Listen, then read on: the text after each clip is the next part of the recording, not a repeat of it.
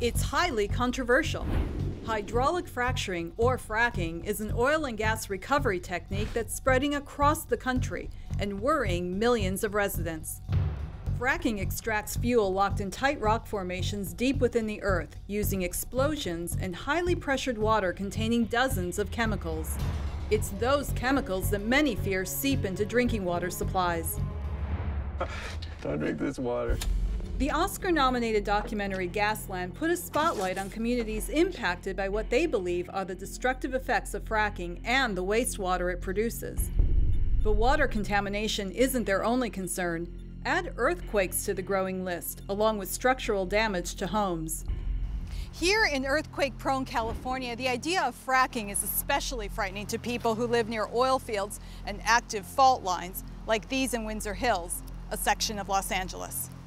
Gary Gless lives here. He spent more than 5 years rallying his neighbors in a fight to prevent fracking. We're talking earthquake country, and they're going to be doing this in our fault line. I mean, where's the common sense in this? Fracking is now being tested on specific wells near Gless's home.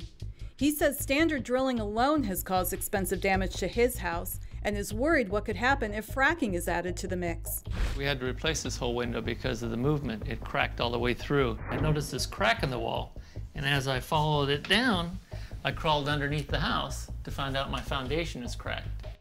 Alicia Molizon-Smith has seen similar damage to her house. In order to not have this portion of the house literally fall off the foundation, we've had to get these support beams done, and this is how we've had to protect ourselves. The California Independent Petroleum Association says fracking is perfectly safe, but Gless isn't taking any chances.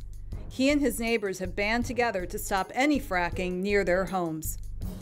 Get your neighbors knowledgeable about what's going on. Leaflet the community. Go to your churches, go to your neighborhood associations. Let them know this is what's happening. We have to get the information to everybody here and show them the pros and the cons and let every individual make up their mind. Gless says it can feel like a David and Goliath struggle, but there is strength in numbers, and he may be right. Over 250 measures to ban fracking have now been passed in communities across the country. Dina Demetrius, America Now.